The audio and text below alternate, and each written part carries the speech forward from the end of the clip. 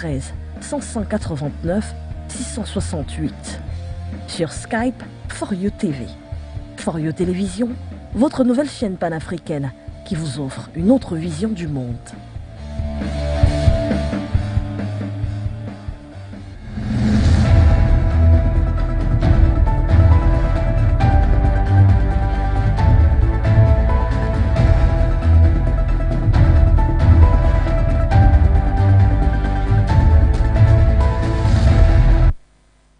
Secretary of State Antony J. Blinken held talks today with Rwandan President Paul Kagame on matters relating to human rights and tensions in the Democratic Republic of Congo. On to sports, the football governing body CAF has launched a 24-club soccer league. The newly born competition, inaugurated on August 10, aims to be the best on the African continent. Greetings Africa and the world, this is the 6 p.m. primetime newscast over For You Television. I am Jake Snapper for presentation. So for today's newscast, we're going to kick off in East Africa with Rwanda, where U.S. Secretary of State Antony J. Blinken has voiced concerns about human rights and cited that President Paul Kagame of Rwanda and his Congolese counterpart Felix Tshisekedi have agreed to engage in direct talks to address the fighting in eastern Congo. This was during talks in East African country on Thursday, August 11, 2022. Details are in this following report. U.S. Secretary of State Antony J. Blinken has voiced concerns about human rights and cited President Paul Kagame and his Congolese counterpart Felix Tshisekedi had agreed to engage in direct talks to address the fighting in eastern Congo during talks in Kigali on Thursday, August 11, 2022. The U.S. senior diplomat's visit to Kigali is less than a week after it emerged United Nations experts had found solid evidence Rwanda had been interfering militarily in the Eastern Democratic Republic of Congo. Kagame and Tshisekedi met on a summit in Angola to de-escalate tensions from the rebel insurgency after Rwanda rejected allegations of supporting the M23 rebels. The U.S. diplomat raised the case of Hotel Rwanda hero Paul Rusesabagina, a fierce Kagame critic, who was sentenced to a 25-year prison term last year on terrorism charges. The top official stated that in his discussion with President Kagame, they were of the view that every person in every country should be able to express their views without fear of intimidation, imprisonment, violence, or any forms of repression. In discussions, I also raised serious concerns about human rights. As I told President Kagame, we believe people in every country should be able to express their views without fear of intimidation, imprisonment, violence, or any other forms of repression. That's true whether they're political opponents, human rights defenders, journalists like the ones in this audience, or simply citizens. These are values cherished by the American people and people around the world. That's why I raised them, as have members of the U.S. Congress. I raised the case of Paul Rusesabagina, who is a lawful permanent resident of the United States, and underscored our concerns about the lack of fair trial guarantees provided to him. Still on the case, Blinken, during a joint conference with Rwandan Foreign Minister Vincent Biruta, he underscored concerns over the lack of fair trial guarantee provided to the accused. The U.S. official in his message to both presidents said, and his support of cooperation with any armed group in the Eastern Democratic Republic of Congo endangers local communities, regional stability, and every country in the region must respect the territorial integrity of others, Blinken said. My message to both President Tshisekedi and President Kagame this week has been the same. Any support or cooperation with any armed group in Eastern DRC endangers local communities and regional stability. And every country in the region must respect the territorial integrity of the others. The United States has the same message for all neighboring countries.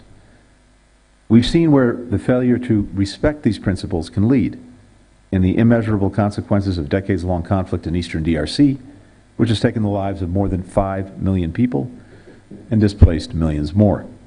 Blinken is in Rwanda on the final stop of a three-nation tour of Africa as Washington seeks to counter Kremlin's growing influence following a trip to the continent in July by Russian Foreign Minister Sergei Lavrov. Away from Rwanda, we now take you to West Africa and Mali, where the transitional authorities in the West African nation announced on Wednesday, August 10, 2022, a national mourning of 3 days after confirming the death Sunday of 42 Malian soldiers during an attack attributed to jihadists in the northeast part of the country, near borders of Burkina Faso and Niger, an assault which the army neutralized 37 terrorists. The details are with Futso. The army reacted vigorously to a complex and coordinated attack in Tessit, during which it had 42 dead and 22 wounded in its rank, also reporting 37 neutralized terrorists and several of their equipment, including vehicles, abandoned for several hours of combat, according to this new assessment published by the government in a press release. The previous toll reported 17 soldiers and 4 civilians killed. The government mentioned an attack Sunday around 3 p.m. GMT, probably carried out by the Islamic State in the Greater Sahara and characterized by the use of drones, explosive for car bombs, as well as artillery fire, picking up information already announced Monday by the army. The president announced a national mourning of 3 days from this Tuesday, August 11, in tribute to the civilian and military victims during the terrorist attack perpetrated in Tessit in a separated press release. This attack on Sunday, August 7, 2022, comes as Mali, which pushed the old French ally out and ardently relaunched cooperation with Moscow, has been facing a resurgence of attacks from the nebula of the support group for the past few weeks. Central African ministers meeting in Cameroon have agreed to merge 2 regional blocs in a move to boost trade and growth. The 11-member Economic Community of Central African States, ECAS, will join the 6-member Economic and Monetary Community of Central Africa, CEMAC. The deal aims to eliminate rivalry that has helped to make Central Africa the poorest region amongst Africa's economic groups. Takewana has the details. Central African economy ministers say they are poised to foster regional integration, accelerate economic transformation, and facilitate development, which can only be possible by merging the 2 economic blocs, that is ECAS and CEMAC. Cameroon, the Central African Republic, Congo, Gabon, Equatorial Guinea, and Chad make up the CEMAC institution, while the Economic Community of Central African States, ECAS, constitutes of all CEMAC member states, plus Angola, Burundi, the Democratic Republic of Congo, Rwanda, and Sao Tome and Principe. The economy ministers, while meeting in Yaoundé, Cameroon, on August 10, 2022, designated Charles Assamba Ongodo as the unit head of a pilot committee created by Central African heads of state to merge CEMAC and ECAS. According to the latter, having 1 economic bloc instead of 2 will reduce administrative duplication and associated cost.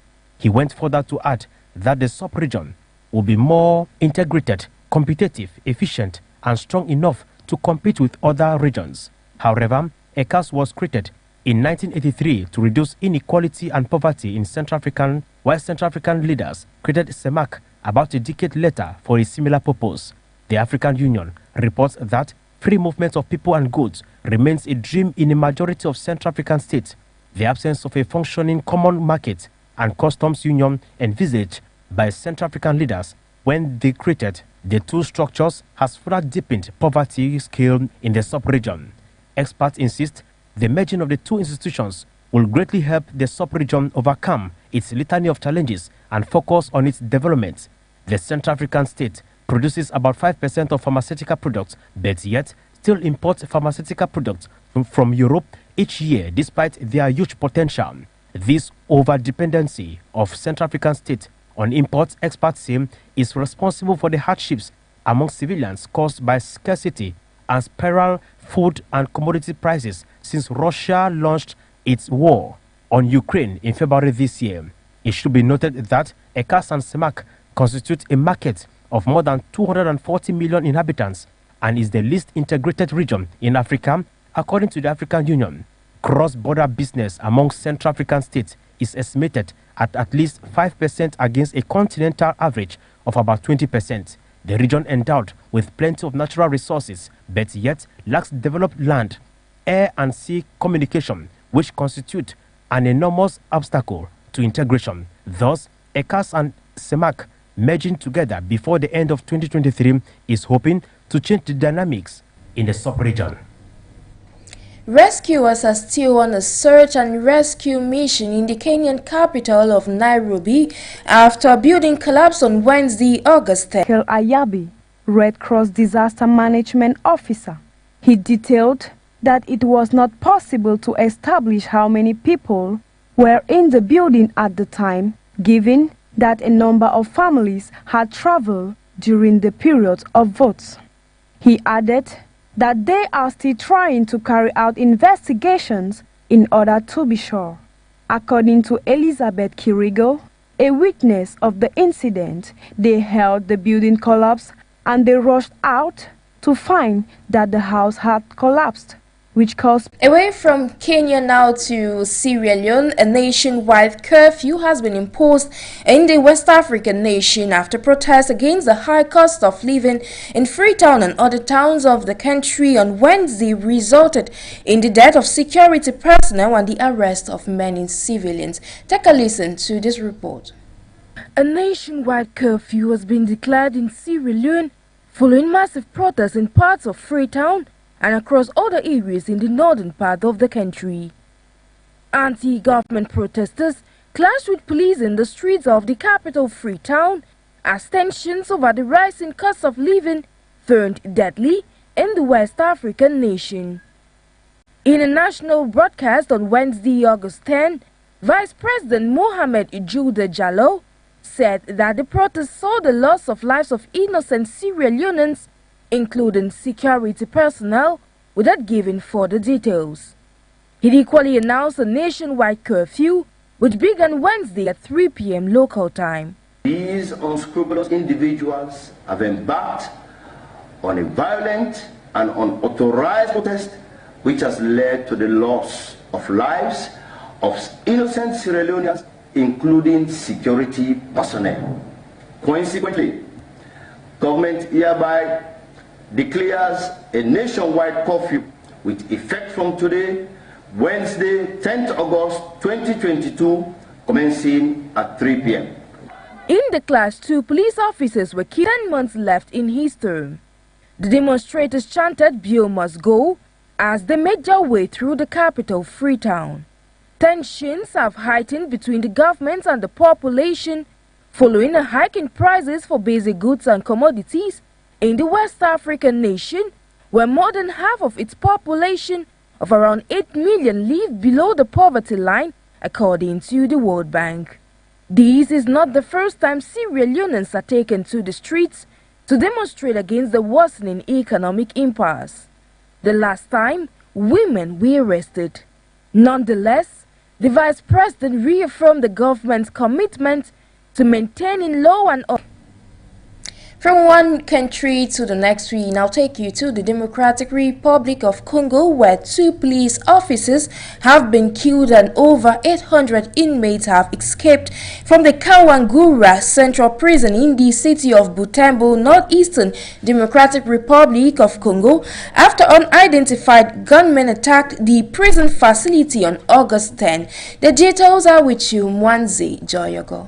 A group of unidentified gunmen attacked the central prison of Kawangura in the town of Butembo, northeastern DRC. 2 police officers on duty were shot dead and over 800 inmates escaped. They were ADF. Bullets rang out whilst we were fast asleep. Suddenly we woke up. The assailants had a chainsaw with which they tore off the padlocks. On the part of the assailants, 1 death was recorded and ammunition recovered. In accordance with police sources, the attack was allegedly carried out by members of a Congolese self-defense group, ADF. The enemy has infiltrated, sneaked into our neighborhoods, where we live. We must make the effort to find them wherever they are hidden. They are equally being attributed of being responsible for the massacre of thousands of civilians in eastern Congo and of having committed attacks in Uganda. The police mayor of Butembo, Moabeki Roger, has appealed to all in his constituency to report militants of the ADF. In the DRC, deadly attacks on prisons and prison breaks are a common occurrence. South African authorities have charged 7 men with 32 counts of rape after mass assault while filming a music video at a mine near Johannesburg. The group of 8 women were attacked while filming at a mine near the town of Kudrajosburg last month. Details with you, Moni Manu. The men were among the 60 suspects who appeared in court on immigration and firearms charges. All are believed to be illegal migrants to South Africa. However, they are now expected to be tried separately because of the severity of their offenses. The suspects were identified by the women during a police lineup after the attacks. But officers say the number of people charged could rise as DNA tests are concluded, as many of the men involved were wearing balaclavas when they attacked the crew, which concealed their identities. One of the victims said, "Women are seeking justice for all the girls that went through this, for the countless number of women who've been raped in the country." Outside the court, protesters from civil society groups and several political parties gathered to demand that the men are denied bail. The assault sparked outrage in South Africa and has seen some urge authorities to do more to tackle a spate of violence against women. The country has one of the world's highest rate of rapes and sexual assaults, yet conviction rates remain low. The connection between the assaults and migration has seen angry mobs seeking to track down foreign miners and torch their homes in retaliation. South Africa's Minister of Women, Maite Kwana Mashabane, said the attacks had given rise to a moment of crisis and urged the country to defend the democratic gains that women have achieved. 3 years ago, Mr. Ramaphosa declared gender-based violence a national crisis, and in light of the recent gang rape, activists want the state of emergency declared so that rape and gender-based crimes are prioritized for swift prosecution. A call for rapists to be chemically castrated was made at the governing African National Congress's policy conference in response to the latest attack.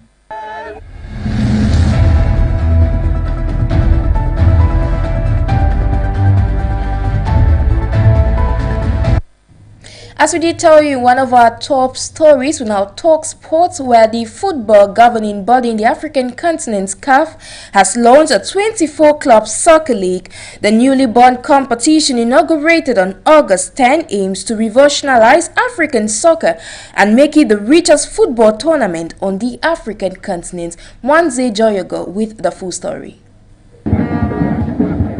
The Confederation of African Football, CAF, has launched a 24-club soccer league which aims at revolutionizing African soccer and to become its richest competition. Tournament was launched at the CAF General Assembly meeting in Arusha, Tanzania on August 10th in the presence of FIFA boss Gianni Infantino. CAF President Patrice Motsepe announced the prize money to be at $100 million, over 5 times more than Africa's current Champions League. He equally added that each club in the inaugural season of the cross-continent competition would receive the sum of $2.5 million at the start to help fund its preparations and participation. According to the football boss, he hopes to change the face of African football and also hinted of a huge interest from sponsors and commercial partners to be connected with the new African League. The competition is scheduled to begin in 2023 and is backed by FIFA. Ladies and gentlemen, that will be it for the 6 p.m. primetime newscast over 4U television. I have been Jake Snapise for presentation. See you tomorrow when it sharp 6 p.m. in Bangui, Central African Republic.